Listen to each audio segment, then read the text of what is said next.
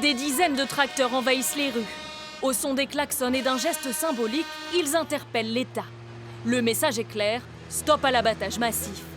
Cette agricultrice a fait le déplacement depuis l'Oise. Si son cheptel n'est pas encore touché par le virus, elle vit désormais dans la crainte. Dès que nous avons une bête qui a un peu de fièvre ou que le troupeau est un peu patraque, on se dit mais est-ce que c'est pas ça, est-ce que c'est pas ça? En fait, on est toujours sur le qui-vive alors qu'on peut avoir simplement un petit coup de grippe ou bien un petit coup de froid. Mais tout de suite, on pense à ces maladies-là et on se dit pourvu que ce soit pas nous, pourvu que ce soit pas nous. Autre point de discorde, la reclassification de 5000 hectares dans le Boulonnais en zone humide, y empêchant notamment les traitements phytosanitaires.